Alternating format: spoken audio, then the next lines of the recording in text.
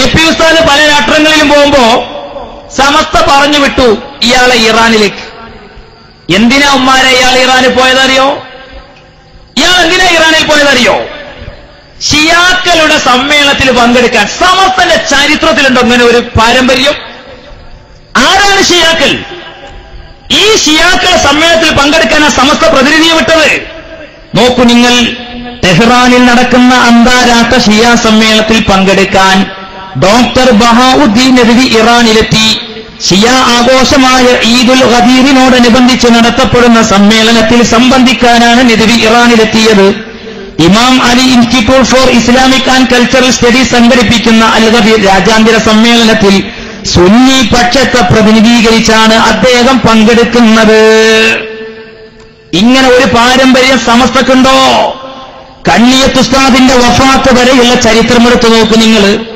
സമസ്തയുടെ ഏതെങ്കിലും ഒരു പ്രതിനിധിയെ ഷിയാക്കളുടേതോ ലോകത്ത് പിഴച്ച കക്ഷികളുടെ സമ്മേളനങ്ങളോ പരിപാടികളോ നടക്കുമ്പോ അതിലേക്ക് പറഞ്ഞുവിടുന്നൊരു പാരമ്പര്യം സമസ്തക്കൊണ്ടോ സഹോദര?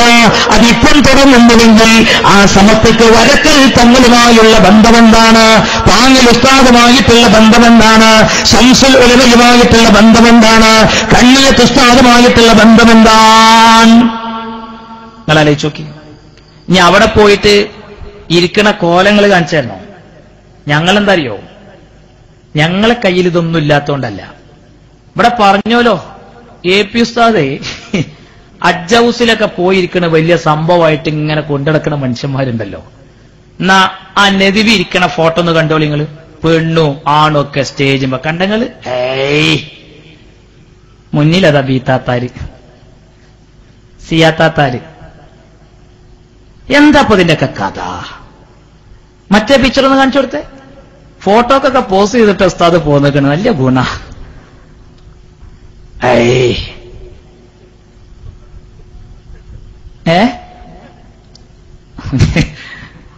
നിങ്ങൾ നോക്കാണ് ഇപ്പൊ. പടച്ച തമ്പുരാനെ, ഇതൊക്കെ ഇപ്പൊ ഞങ്ങളീത്ത് ഏതെങ്കിലും ഒരാള് പോയിട്ട് ഇങ്ങനെ കുടുങ്ങാൻ ഉണ്ടാവൂല. എന്നാ ഇവിടെ എന്താ ഉണ്ടാകറിയോ? ഷിയ വിശദീകരണം. കാസർഗോഡ് മുതൽ തിരുവനന്തപുരം വരെ. പക്ഷെ ഞങ്ങളൊക്കെ ഞങ്ങളെ മാന്യതോണ്ടല്ല ഇതൊന്നും പറയാത്തത്. അപ്പൊ ഇത് പറഞ്ഞപ്പോ പറഞ്ഞു ഞങ്ങളെ ഉസ്താദ് അവിടെ ചെന്നിട്ട് നെഞ്ചു പിരിച്ചിട്ട് സുന്നി പറയാൻ പോയതാണ്. നിങ്ങൾ ആ പറഞ്ഞ സുന്നി പ്രസംഗത്തിന്റെ ഒരു ഭാഗം ഞങ്ങൾക്കൊന്ന് തരുമോ? നല്ല കോലുണ്ടാവും. ഷിയാക്കളെ സമ്മേളനത്തിൽ പോയിട്ട് സുന്നി പറയാൻ പോയിട്ട് ഞങ്ങൾ ഉടലുമ്പോ തല ഉണ്ടാവില്ല തിരിച്ചുകൊണ്ട് പോരുമ്പോ. നിങ്ങൾ ആരോടാ ഈ വെളുവൊക്കെ എടുക്കണത്?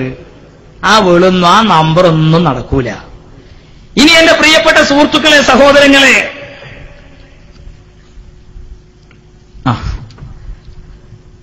സംഘാടകര് നിങ്ങളെ സമീപിക്കുമ്പോ നിങ്ങൾക്കറിയാലോ ആ സമീപനം എന്തിനാന്നുള്ളത്. അത് പരിഗണിക്കണം എന്നാണ് പറഞ്ഞത്.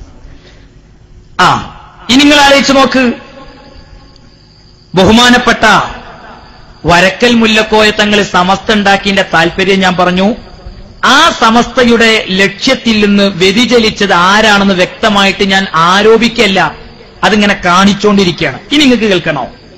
ഈ പള്ളിയിലേക്ക് പോകാമെന്ന് മറ്റാള് പറഞ്ഞപ്പോഴാണ് എനിക്ക് ഒരു സംഭവം കൂടെ ഓർമ്മ വരുന്നത്.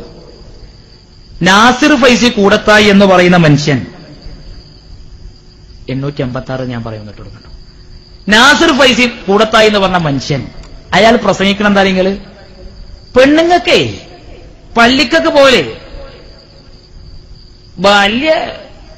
അത് വലിയ പ്രശ്നമാക്കേണ്ട ഒരു കാര്യമൊന്നും അല്ല എന്നുള്ളടത്തേക്ക് അയാള് സുന്നി സ്റ്റേജിൽ നിന്ന് പ്രസംഗിച്ചിട്ട് സക്കരിയ സലായിക്ക് ആ പ്രസംഗം കിട്ടിയപ്പോ അയാളുണ്ട് അതൊന്ന് ആഘോഷിക്കണേ.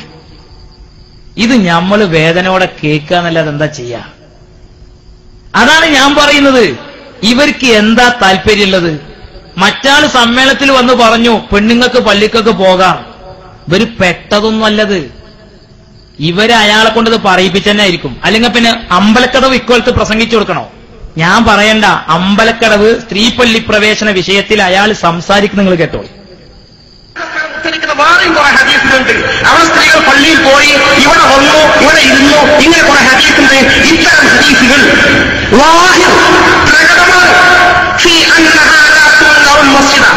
ഒരു സ്ത്രീകൾക്ക് നിരുപാധികം പള്ളിയിൽ വിലക്കേർപ്പെടുത്താൻ പാടില്ല. അതിനേതർത്ഥം എന്താ സംശയം? ആ